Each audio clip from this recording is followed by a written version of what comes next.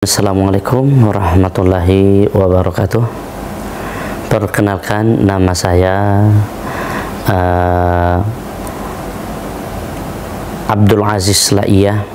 Nama setelah mendapatkan hidayah dalam Islam ini sejak 2002 yang lalu di Perawang, Riau. Nama sebelumnya di agama saya sebelumnya adalah Lianus Laiyah. Saya berasal dari Pulau Nias, Sumatera Utara, tepatnya di daerah Nias Selatan. Motivasi saya untuk masuk dalam Islam itu adalah pertama, saya terenyuh, kagum mendengar tilawah Al-Quran dulu ketika saya berada di kota Medan.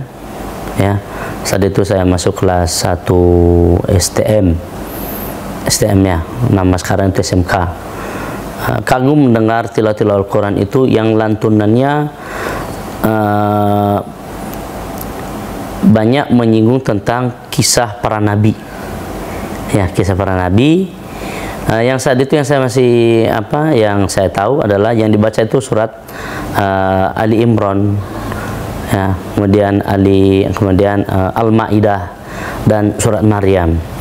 Nah, ternyata dalam surat tersebut adalah banyak menyinggung, banyak menceritakan tentang kisah keluarganya Imran, Di situ makanya saya banyak kagum, kenapa kok banyak disebut di sini nama Maryam, nama keluarganya Imran itu ada Maryam, ada Yahya, dan sampai kepada Nabi Isa alaihi salatu wasallam yang disebut dengan di agama Kristiani sekarang adalah Yesus Kristus. Yang kedua adalah yang menjadikan saya tertarik dalam Islam ini adalah tentang kesucian. Saat itu saya melihat orang-orang Islam pergi sholat, lalu mereka berwudu. Mereka berwudu. Di situ ketika berwudu itu saya langsung teringat tentang perkataan Tuhan ketika memanggil Musa atau Moses dalam agama Kristen. Wahai Moses, hai Musa, gitu dalam bahasa kita, Moses, jika engkau menghadapku maka lepaslah terompahmu, basuhlah wajahmu dan basuhlah tanganmu. Nah, ini saya menjadi satu terpancaran yang kedua, orang ini kau membersihkan diri, mulai dari lepas terompahnya, membasuh wajahnya, membasuh tangannya. Kemudian saya teringat lagi, kok kayaknya seperti baptis. Karena kalau baptis itu kan diusap di sini, kemudian kaki dan tangan. Nah, contohnya umpamanya seperti ini, saya teringat bagaimana dulu ketika Yohanes membaptis Yesus. Saya jadi teringat begitu, Masya Allah, ini luar biasa ini agama Islam. Sampai terkagum-kagum dalam saya.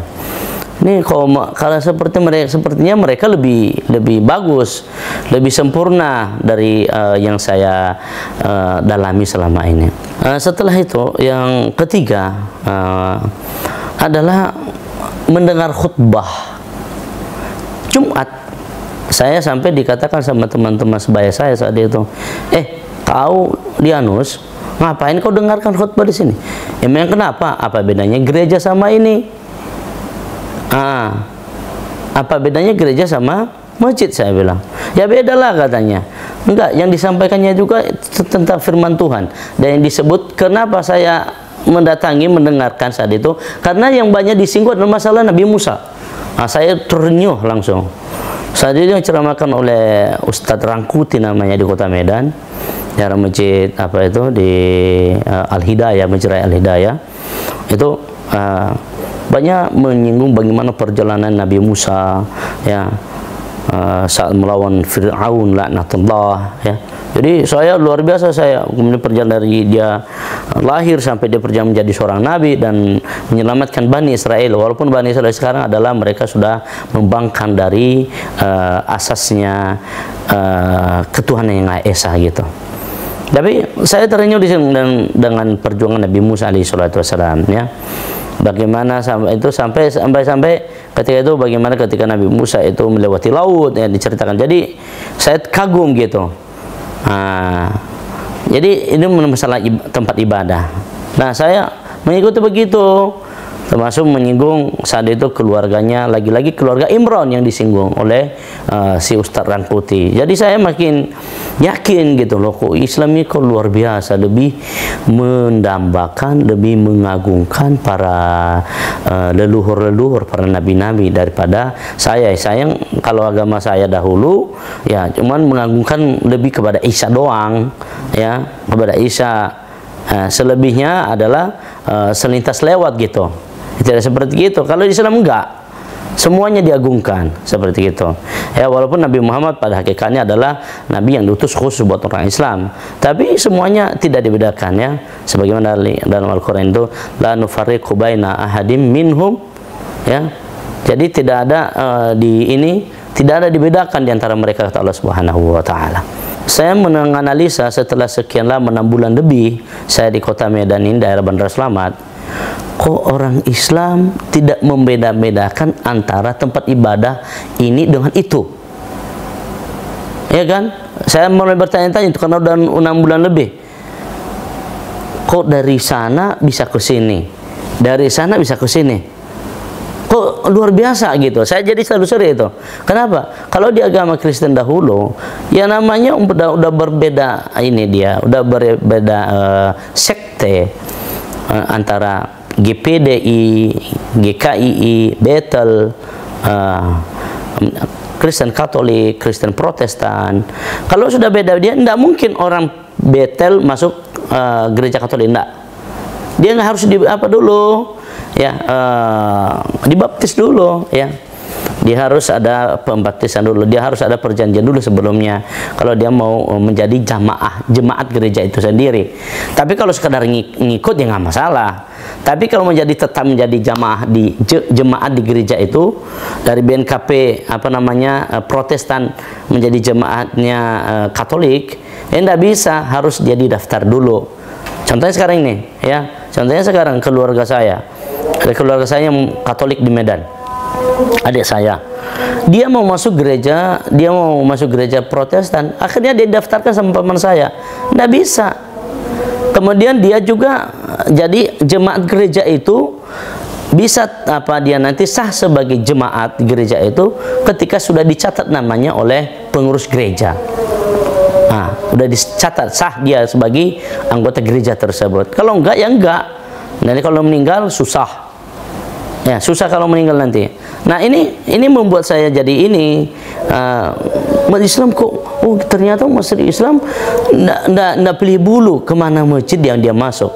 Jadi kalau umpamanya di Kristiani, umpamanya dia Protestan, jemaat Protestan, jemaat Katolik, atau jemaat Bethel, jemaat GPDI, dia masuk gereja ini tidak bisa. Contoh ini Bintaro ini umpamanya, datang orang Katolik seperti bapak saya.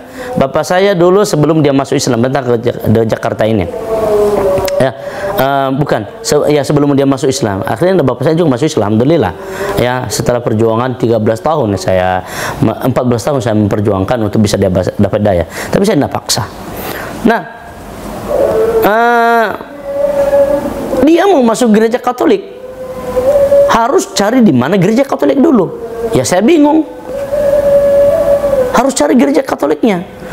Dia nggak bisa masuk gereja GPDI di Bintaro sini, nggak bisa. Ya dia nggak ngerti juga ritual ibadahnya. Gitu itu. Ini jadi satu kenyataan yang luar biasa buat saya saat itu. Loh, luar biasanya agama Islam bisa bersatu begini, ya, dengan dibawakan agama baru oleh Muhammad. Ya seperti gitulah mati saya, seperti gitu.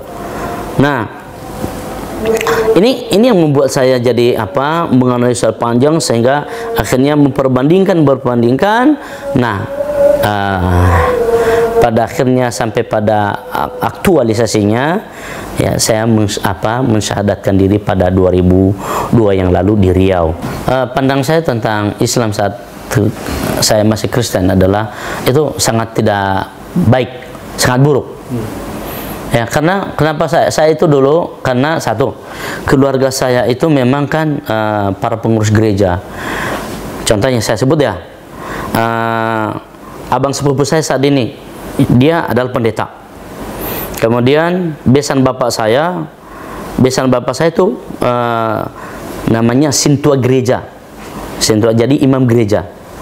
Kemudian menantu bapak saya, keponakan bapak saya itu para pengurus gereja. Mertua bapak saya imam gereja, abangnya bapak saya imam gereja. Kemudian kalau di orang Batak itu namanya pariban. Paribannya bapak saya itu adalah pendeta, bukan pendeta, katekis, orang Katolik. Ya. Kemudian melaju lagi, abang sepupu saya katekis.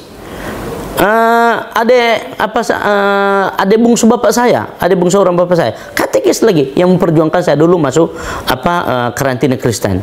Kemudian kakak sepupu saya, itu lagi apa? Dia adalah seorang suster. Kemudian keluarga saya, kakek saya itu seorang kepala desa, ketua adat, macam-macam.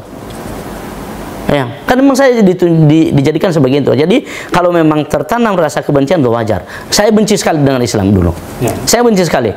Sampai ketika itu saya tinggal di asrama namanya asrama formasi. Asrama formasi adalah khusus untuk binaan para kaderisasi rohaniawan gereja. Ya, kaderisasi rohaniawan gereja, ya nanti itu bisa menjadi sekolah ini bruder, sekolah frater, sekolah ya sampai seterusnya, bahkan menjadi seorang pastor kalau bisa seperti gitu. Tapi saya di samping di dalam karantina itu sekolah tinggal di situ, lalu sekolah di luar, sekolah di SMP negeri. Nah, saat itu kebencian saya itu, teman ya, saudaraku yang mendengar ini maupun saudara Yopi yang mewawancara saya ini, bahwa itu ketika di asrama saya ada gambar orang Islam yang pakai jilbab itu, pakai jilbab plus dengan baju-baju muslim lah, ya, ditempel sama ketua asrama saya di ruang belajar. Saya robek. Loh, kenapa kok robek itu, katanya? Ini ngapain di sini nih, Bang? Ngapain di sini nih? Kan mengundang-undang kita untuk apa? Apa tempel momen-momen Islam di sini? Nggak ada gunanya. Kita orang Kristen di sini semuanya, Katolik sini semuanya. Saya robek sampai saya ditampar nanti itu. Itu kebencian saya. Salah satunya pembuktiannya begitu. Nah, kenapa? Karena tadi sudah ditanamkan dalam hati saya oleh frater saya bahwa Muhammad itu dikatakan beginilah, itu yang dia dikatakan seorang laki-laki yang nggak beres, yang dia adalah Muhammad itu adalah dia itu menyembunyikan babi, ya, dia adalah Muhammad itu adalah dia suka seorang perempuan gitu, kemudian seorang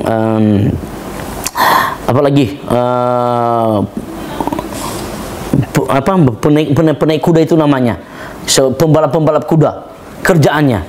Ya Allah, nggak pernah dikasih berita yang valid tentang Muhammad. Jadi yang kita ditanamkan dulu cuma 24 sampai Yesus, 24 nabi. Ya, Muhammad itu dijelekan semuanya kejelekan. Nah, saudaraku yang mendengarkan ini, kami tidak pernah menjadikan Yesus, tapi kami membela Yesus. Tanggapan keluarga luar biasa ya, Yopi. Saya masuk Islam itu, pertama itu bapak saya melaknat saya, mengutuk saya, keluarga mengutuk saya semuanya. Saya masuk Islam itu, dianggap tidak anak lah itu. Tentu saya sebagai seorang anak menangis. Dalam umur saya yang masih kurang lebih 21 tahun ya, 22 tahun lah. Tentu hati menangis, tiba-tiba dikutuk, dilaknat dari sana. Alhamdulillah ada yang menginspirasi saya, yang menasihati saya, seorang ustadz Islam namanya Ustadz Sahabudin, orang Jawa. Kamu jangan sedih, itu sudah biasa dalam perjalanan keimanan. Ujian yang diberikan Allah Subhanahu wa taala, dicerca oleh keluarga, dilaknat oleh keluarga, tidak yang nggak boleh anak. Belum lagi yang kedua itu, ya. Setelah saya masuk Islam, 2 tahun kemudian itu saya dipecat dari perusahaan, ya. Didengar oleh manajer saya, nah marganya Munte, orang Batak. Didengar oleh, karena saya udah masuk Islam, manajer saya ini lalu memecat saya karena saya debat panjang sama dia tentang keislaman. Kemudian apa lagi? Saya sakit, ya. Kemudian nggak lama kemudian bapak saya sakit keras sampai mau meninggal. Nah, disinyalir saat itu gara-gara saya masuk Islam. Dia karena pernyataan beberapa paranormal, para dukun macam-macam yang ngasih dia obat, termasuk kakek saya, seorang dukun besar di daerah Nia Selatan namanya, ya. Karena guru kakek saya itu guru besar. Dia guru besar silat, dia juga guru besar yang ini yang mengobati orang, ya. Nah, kakek saya ini akhirnya mengatakan, ini si anak harus dimasuk Kristen dulu ini. Nah, ini baru. Kemudian yang ada kakak sepupu saya, seorang paranormal gitu, ya misalnya gitu, baru bisa hidup biar saya sehat karena saya harus masuk Islam. Saya datang di rumah, saya bukan masuk Islam, maka saya berdakwah. Saya katakan sama abang saya yang pendeta, bang, kau saksikan, ya, hari ini walaupun darahku akan keluar, hari ini ada yang meninggal hari ini, sedikit pun saya tidak pernah goyang iman saya dalam Islam. Abang harus cangkap itu. Oke, demikian saja dari saya. Moga-moga ini adalah jadi suatu kebaikan bagi kita semua. Demikian, assalamualaikum.